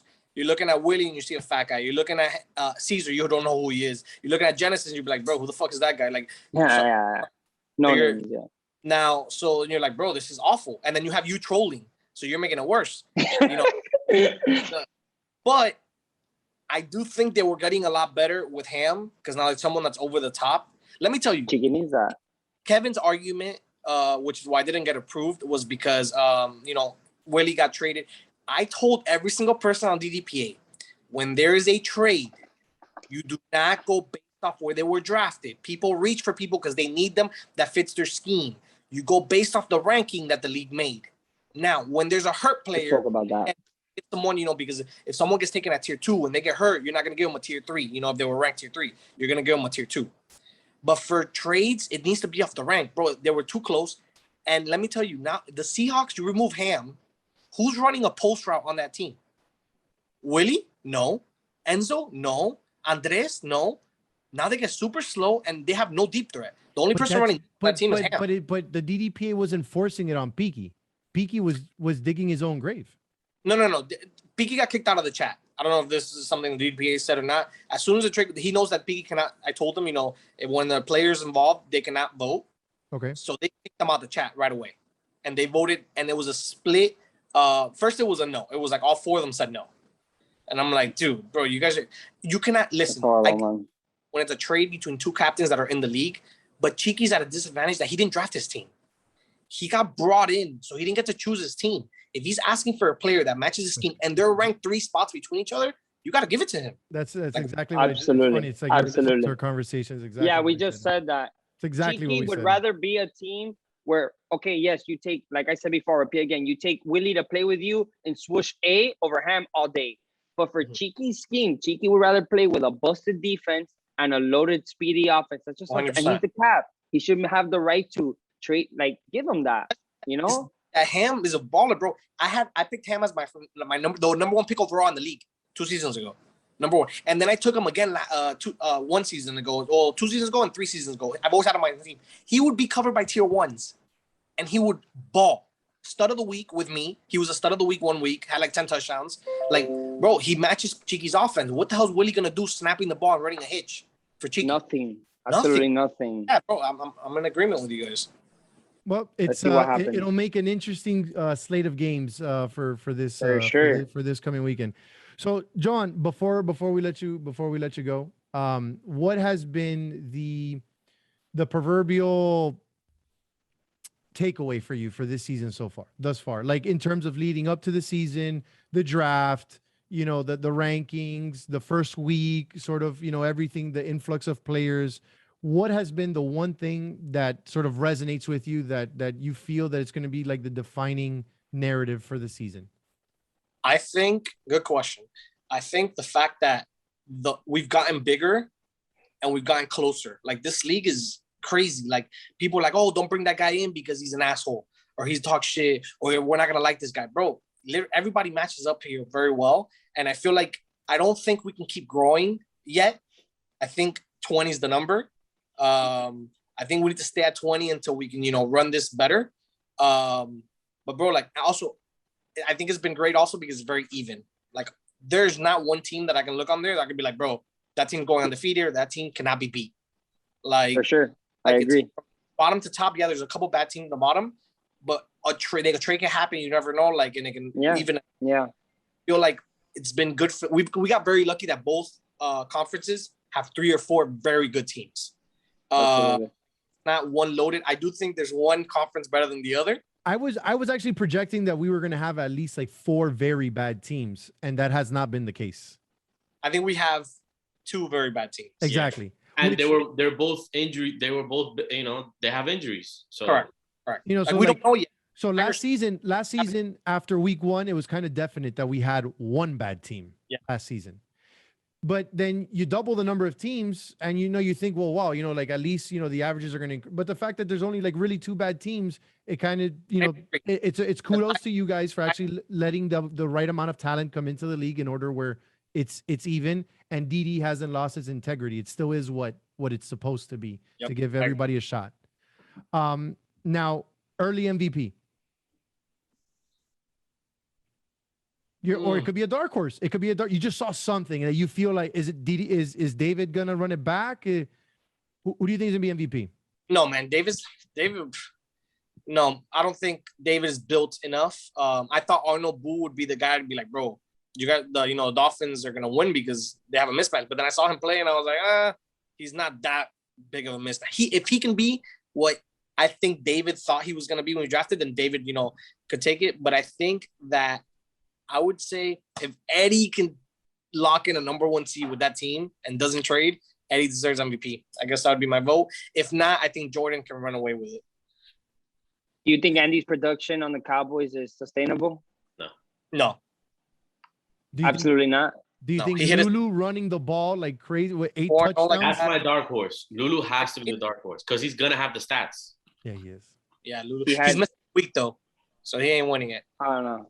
You're right. But he's already leading the league in touchdowns. The reason I don't agree with Jordan is because he's not going to have the stats. And yes, I know MVP is not about that, but he's not going to have the stats. Yeah, he needs to have. I agree. You don't think Peaky had a good start to his week? Yes. I think he needs to score more points. You can't have a load like that and not score 4 points, bro. And I think Peaky he's gonna self implode and try to overtrade. When I think, my opinion right now, that's the best team. Yeah, he should not trade. Number 1, not trade anybody. But I think he's gonna self implode and trade because he's Peaky, and I think he's gonna make his team. No, the only trade, obviously, it's trade. Just it can happen and whatnot, whatever. But yes, obviously the Ham for Willie trade, it has its ups and downs. I don't think like you, John, where I think it makes his team defensively, it makes his team stupid. Like nowhere close. Offensively, he lacks a little bit of, but the fact that Peaky's Peaky and he's mobile and there isn't a real rusher that can get to him, it doesn't matter because I know Andres is a problem at tier 4. Yep. And so can Ray if Peaky's buying time, and making the defense play for 8, 10, 12 seconds at a time. So I think Peaky can get away with it, if he were to make that trade, but then his defense will become stupid because now he has a true leader on defense at all times. Do you think if Mark keeps up with 9 touchdowns a week, he could be the first starter? Cowboys are not. Mark runs away with, with 9 touchdowns a week, you think he gets it? So good week 1 that's why I think the answer is no, because that's very hard to do. He threw more touchdowns than Eddie, and Eddie went 4-0. He threw more touchdowns than Edgar. Edgar went 3-1. Like, well, that's. Yeah. 16 touchdowns. They four. No, he didn't. Everyone. That's I've thrown like 13. And last question, John. Cowboys have 16. What's your favorite team to watch? Stats were off. His stats were off. Oh. Your favorite team to watch, John. What's the question, Angel? Your favorite team to watch. Like you look at the slate of games and you're like, you know what? I'm not missing this game. I haven't seen everyone, but it's got to be the Giants, bro. They're awful. Chris D has no idea what he's doing. Oh, bro. So that's why it's fun to watch. It's best. Like you see Forrest running down the field fast. You see Jerry that's fast. You see Chris Rosa, which is good. And this guy can't get him the ball. And when he does, they drop it. Bro, it's amazing. It's amazing to watch. That's bad. All right, John. Thanks for being on with us. Before we let you go, we give you the 30 seconds uncut. Oh, let's do this. No one's gonna interrupt you. You get to say whatever you want. You could drop news. You could tell us anything you want. It's your 30 seconds. Live, and you always cut these guys off. You only give them like 20 seconds. So I want my full 30. I'm giving you 30. Headlines this week. I got Panthers beating the Cowboys. The Perla versus Andy show. I'm going Perla. The Ravens versus the Dolphins. I think Mikey wins that battle. I think the Ravens are talking too much. Let me tell you, next season, we're going to 5 weeks, no more 4 games a week. We got to go to 3 games a week. This is crazy with the 4 games. And we did that this season, but people don't know, but Tropical actually canceled our last week. So we had to remove a week because they had a 5K inside the stadium. So that's why we had to do 4 games. Okay. But bro, I can't wait to have Angel back. I know people think that I don't like you for some reason. I've always rooted for you. But yo, that's my time. 30 seconds. Week 2. Hope to see y'all out there. Appreciate you coming on, brother. Nice having you, bro. Take care. Well, that was jam-packed, gentlemen. What do you guys think? That was good. That's sort of the things that I like to bring up. They're listening, and everything here is constructive criticism. What can be changed? What can be done? And look, they listen. The idea is that maybe 4 games is too much. 3 games on that turf is not as bad as 4 games. You throw in maybe starting a little earlier, then we're out before the sun starts to crunch. And that's a great thing. I mean, you heard it from him. Said 20 teams. That's where we're going to stay at. As a league, we listen. Yeah. Like when there's obviously there's great feelings out there, but as a collective unit, and as someone that obviously has played and refereed, a lot at other leagues, when your voice is being heard as a player, there's no greater feeling, because you have we're all right now in a league where a lot of people, we're lucky to have this league, where again, you have a problem. Hey man, I think we should do this. Or like you throw that idea out there, people agree with you. They jump on it. It gets enough steam. Hey, you know what? This might actually be a good idea. And boom, it happens. Absolutely. So it's as a player, it's good to know that if you do have a concern, if you have a thought, a comment, an idea, you pop it out there, enough people get behind it, or it makes enough sense. Absolutely. It gets heard. It doesn't go through, but it gets heard. I'm super grateful for DD, dude. There's times that I write there and I get out of line myself, and I write my opinions all day. You call it trolling, whatever. Sometimes I do it by holding, but sometimes I have real things that I bring up. And dude, Johan has never texted me on the side and told me stop. He has never told me you're being disrespectful. He's told me like, I hear you. Okay, this is it. Like the league is very open to everybody's opinion and everybody's criticism, and I love DD for that. Absolutely. You wouldn't be driving down from Port Charlotte if you didn't like DD, man. You drive. It's a drive. It's a drive. 2.5 hours. I'll be making it this Friday, baby. All right. So moving on. Early MVP. Who's your pick, Guerra? I mean, it's easy to go off week 1, but you also gotta project it. Man, I don't want to go with an obvious choice. An Eddie if he keeps it going. Obviously a Piggy if he keeps it going. I'm gonna go with a dark horse in terms of I don't think it's gonna be a captain. I think if a certain team does keep it going, it's gonna be because of Mark, a tier 2, and I think he has it in him. He's Patterson's little brother. It runs in the blood, man. Those he makes plays that you're like, how the hell did he get to that ball? How did he make that catch? It's Patterson. He's literally Patterson, and it's not a knock on him or a knock on Patterson, because I think they're both, equally great players. But I think if the Cowboys do, keep it going, it's going to definitely be because of Mark. Like 8-9 touchdowns and like 2-3. He's going to affect the game on both sides of the ball. Andy, yes, if they keep it going, obviously it's because Andy's still, he will continue to play well. I don't think he's going to put another 13 touchdowns, no picks type of performance on another week. But even if he puts a, let's say a mediocre, a 9-2 or 9-3, but Mark gets 7 of those touchdowns and gets 3-4 picks, it's gonna be kind of like, David won MVP last season, but if Mark ends up, top 10 catches or top 5 in catches, top 5 in touchdowns, you're gonna have the Jordan Dusty conundrum. Yeah, where they went down the middle. They went down the middle with, okay, so he had a little bit more receptions, but he had more touchdowns, and he had this and he had that. He threw for this, but he had this many flag posts. Argument that's the only argument and knock that his MVP candidacy might have, the fact that he's not a captain, so he shouldn't be getting MVP. It's essentially like people were saying last season, oh, Chris D let Paulie be the number 1 receiver. No, Paulie was the number 1 receiver. Not because of anything, but just because I had the chemistry with Paulie. Right. So it is what it is. I don't think Andy has a particular chemistry with any of them, over any of them. But I just think for that team to continue to play like that, again, I don't. They're obviously not going to go 16-0, But if they finish 12-4, they finish 11-5, with a 1 or 2 seed in the North, I think it's going to be because of Mark, because captains usually like to line up on captains, or should be lining up on captains. And there's very few tier 2s that can cover Mark. And he can pretty much cover all of them, and he can cover captains. I agree. Mark is a stud, man. And I hope if he can continue his production, bro, it's undebatable that he is the MVP with 9 touchdowns. Did he have any picks? Do you know that or not? I think he had 2 or 3. Let me check. One. I think he had 1. I think first game he had a pick 6. He had 1 interception. He has 9 receiving touchdowns, 22 catches, and 1 interception. A pick 6, no? No, I can't see it here. It only says INT. No, yeah, pick 6 are not kept.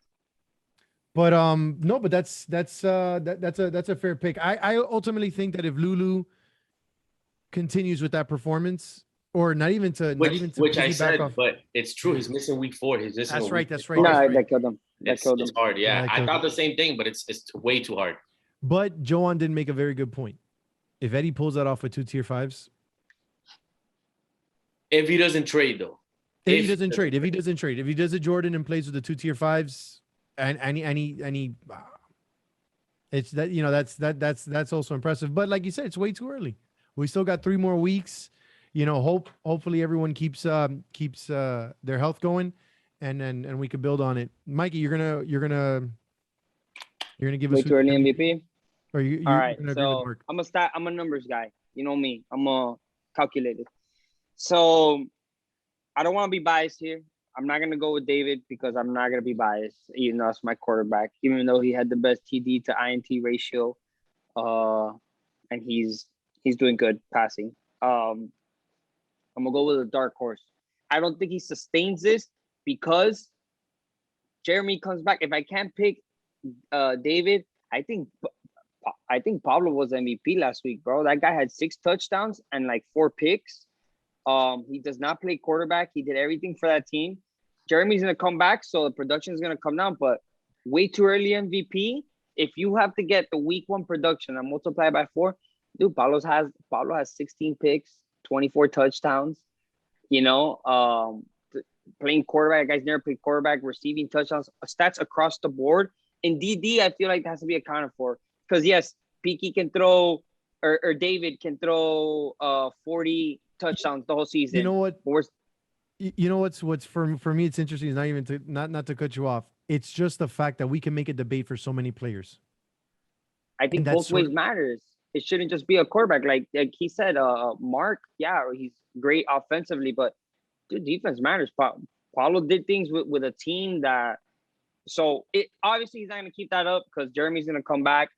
I have to go with David. I think David picks it back up. If not, Peaky are my 2 guys right now. Peaky and David are my 2 MVPs. Ultimately, and I know the league listens to it. I know Andres listens to it. I know that that Joan, CP, and Andy take very highly what everyone suggests that we should be done with the league. I really think that especially now more than ever, there's 20 teams. There's 100 players. We need to have an offensive player of the season. We need to have a defensive player of the season, and we need to have an MVP. You talked about it last season. We talked about it last season. And I think that now with 20 I agree teams with that. and 100 players, because maybe Mark is your offensive player of the year, or an Andy. If Andy keeps those numbers up, if his like, bro, if this guy throws for 40 some odd touchdowns, 50 touchdowns, and throws 5-8 picks, that's MVP numbers. I don't tell you that that's Andy and you pick Andy as an MVP. So I would say that that's offensive player of the year material right there. And again, maybe Pablo, once Jeremy comes back, is not going to get those stats anymore. But his impact on the game matters. Players like Willie, their impact on the game matters. Monchi, same thing. The sacks, Ernie, Andres, Pepito, these people, different positions on a defensive scheme. And you know this, Perra, you're a quarterback. There's people that you have to avoid, that you have to scheme against. So, I guess we all fall in love with numbers, and we end up going for the guy with the most touchdowns, the most wins and the most everything. And I think that's your MVP, the most valuable player, the one that got you the most production and got your team to the best spot and whatnot. But I still think that there should be some light, bestowed upon whoever had a great offensive season, but they just don't contribute on defense. That's not their fault. It's not Andy's fault he doesn't play defense great, and it's not Pablo's fault that he can't play quarterback. And I think that all these players should get their recognition, not just studs, duds of the week, but in terms of like their accolade for the whole entire season. That would be my tidbit in terms of, accolades for and recognition for players towards the end of the season. Now, yeah, I agree. In terms of picks of the week, we're going to go through the games of the week, and we'll do this all together. And I'll go first. Cowboys, Panthers. After talking so much about the Cowboys, I can't pick Panthers, so I'm going Cowboys. Perra. Next. There's no way number one, there's no way I'm ever going to choose against my team. But, yeah, no, they're not. All right, so you're picking your team. Hell yeah. All right, Mikey, who do you got? This is a hell of a game. I wish I can rep this game. Hopefully I do. Man, it's hard to disregard the Cowboys production. I hate to do that to Andy because he balled out. And if you look on paper right now, what my stats are saying is Panthers are ranked 12th on offense. They didn't do good on offense as they should have. Cowboys are number 1 and they're ranked 3 on defense. I don't know how. I didn't even know that was a defensive team. But my stats are saying Cowboys, but I think my heart, I cannot bet against the Panthers with the talent Perra has, and I think Perra gets it together. I think you bounce back, bro. I think week 1, whatever happened. I know there's some drops off paper that stats won't say, but I think Cowboys get a reality check. Not a reality check, but I think Andy comes a bit back down to average production, and Perra might pick his team back up. I gotta go with Panthers. Ravens, Dolphins. I'll start. Dolphins. And his name is David.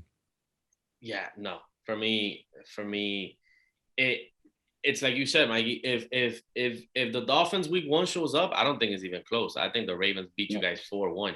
It's not even close.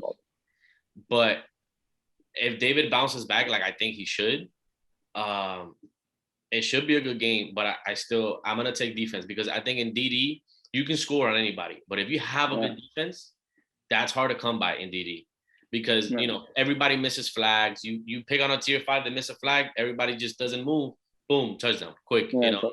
So I'm gonna go with the team that has a defense, and I'm gonna go with the Ravens. And Mikey, I'm gonna try to not be biased and give a real opinion. I mean, I'm obviously gonna go with Dolphins. I think I don't think they don't have the offensive power to score. Do they have the defensive damage? Yes, but I think I'm gonna give you a bold statement here. I think Ernie struggles against Dolphins next week. I think struggles what, rushing David, or struggles on offense? No, I think he struggles rushing. He had a 4-sack day. He did very good. He held it down. But I think the Ravens are a team that you can beat underneath. Over the top, you're not. They have 2 towers and 2 hustlers, and I think I don't think I don't like their offense at all, man. I don't know. I've never seen Jeremy play quarterback, but I never pictured much as a receiver. Yes, Paulo can catch the ball, but I mean, you know, come on. Cowboys. I don't see it. Seahawks. You want me to go first? You go first on this one. I'm pretty much gonna mirror the same thing that I said about about Cowboys and Panthers. I think Cowboys are gonna go in there feeling good. I think Beaky is probably gonna have to man up Mark and not Georgie. My opinion. I think you give Georgie to the tier 2, Enzo, which I think Enzo's capable of. But I think Peaky, just like he did in the tournament, manned up D-Rock, clamped that real good. And I think Seahawks. I think Seahawks blow them out. I think it's I'll take Seahawks. I think Andy falls under pressure playing against Peaky. Most too much. I take Seahawks. I take Seahawks just because Peaky knows what he's doing. When he picks a team, he curtails. I'll take him like 4-1. I think it's a blowout win. I don't think 4-1. I don't think 4-1 because I think we're disrespecting. I think we're disrespecting two very good players on the Cowboys team that will make a difference. I think this will be a closer game than expected. I wouldn't be surprised if it was a tie, but this is more of like a 4-2, but maybe 4-3 type game. It's one of those 4-2 that you're like. It should have been 4-3. Something went the wrong way. Closer. Yeah, it's a 4-2, but a close 4-2. Yeah. It's like it's not like. I think Peaky will guard Mark though. I think Peaky will guard Mark and not George. I think it's clear Mark is the guy. Alpha? Okay. Yeah. What do you think? I think that's gonna be. I pretty much just said it. I think Seahawks 4-2 in a close 4-2. Close game, and I wouldn't be surprised if it was a tie too. I wouldn't be surprised if it was a tie.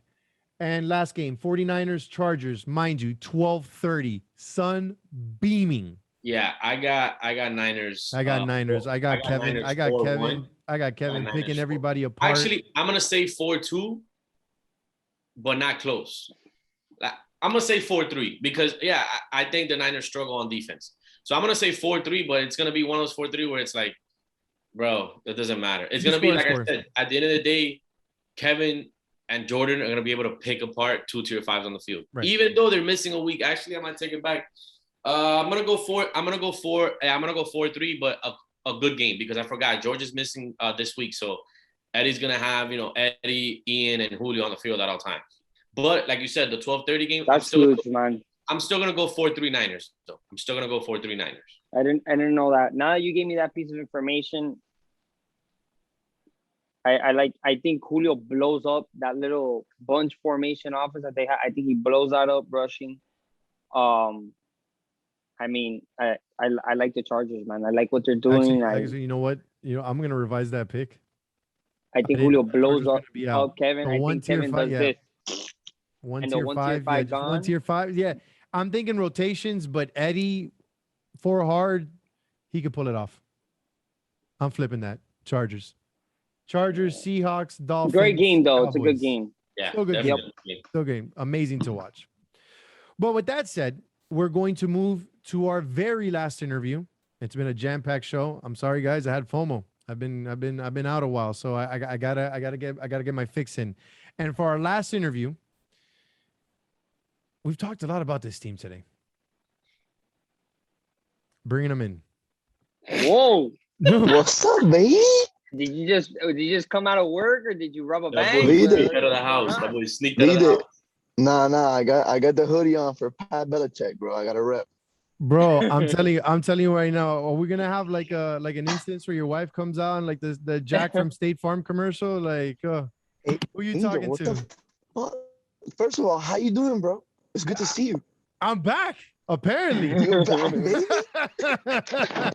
baby. Get back, Antonio Brown. Hey, well, man, I wish I had the speed though. I wish I had the speed.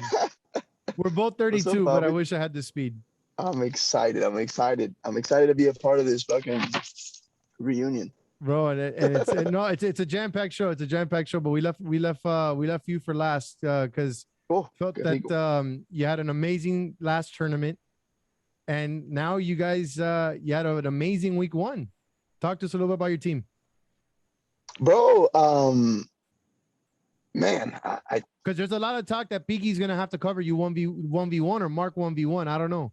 Someone's gonna get the clamp, so somebody's gonna eat on that team. Yeah, that's the point, right? That's the thing, bro. That's with tier ones, man, we cancel each other out. I feel like that's just how it is, no matter what. And bro, Mark is a monster, bro. So that's a handful for anybody, bro. There's a lot of well-rounded teams out there, but it doesn't matter, bro.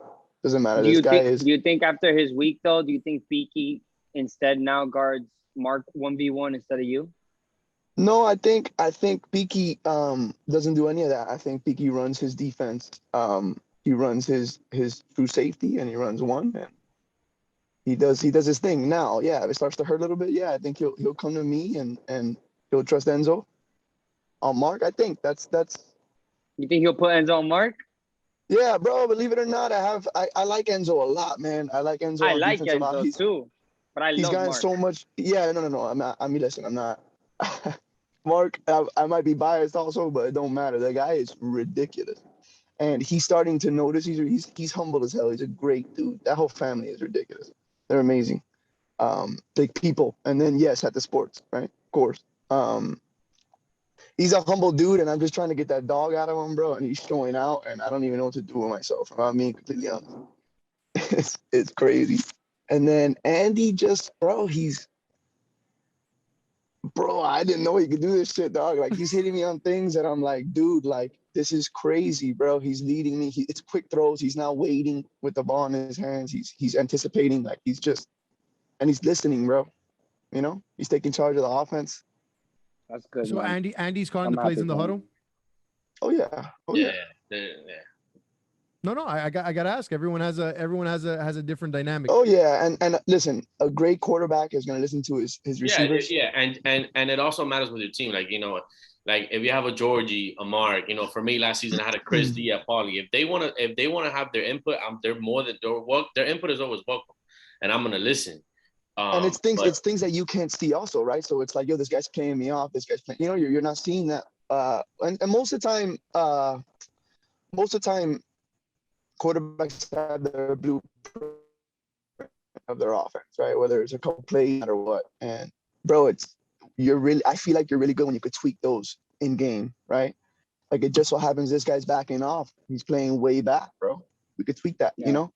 Those are things that maybe he's not seeing because he's got to get the snap. You know, you could pre-read all you want, pre-snap read all you want, but at the end of the day, you got to get a 12-foot snap coming right to your face. There's a couple things that happen there that you don't really get to see, right? Or your look off or something that I see and you can't.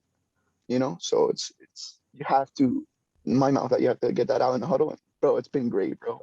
Rafa's giving us tremendo rush. And Roger is, bro, I don't care what anybody says. He's like, listen, the first game we had Harold. You know, I'm like, this guy's gonna give us issues. He's gonna give us issues.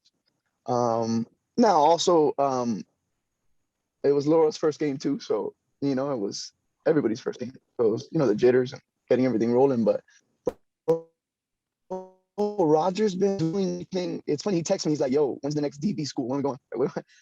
Bro, he's killing it, bro. He's killing it on defense. He's doing exactly what I'm asking. We're not letting, I don't know how many points. You guys shocked me. I scrimmaged you. I think I told you this in person.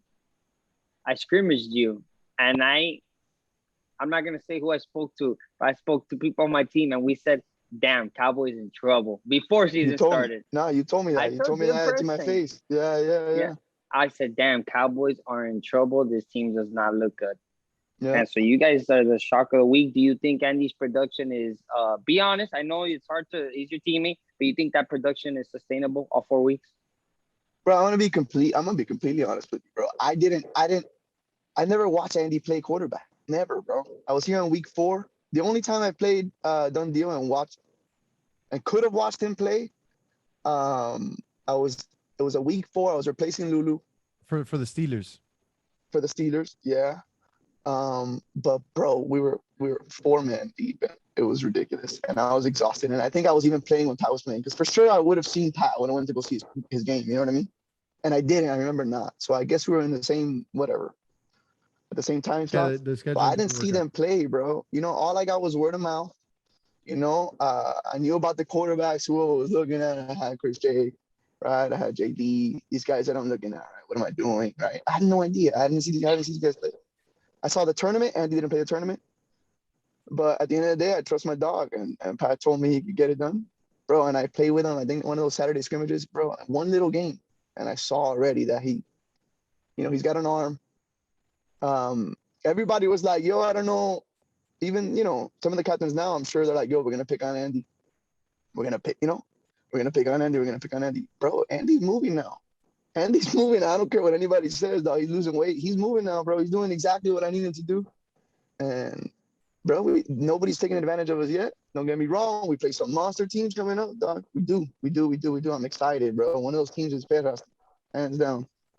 It's a monster team. But I'm hyped, bro. Hyped. We match up well with them. I'm ready to go. What's one of your biggest takeaways from the season?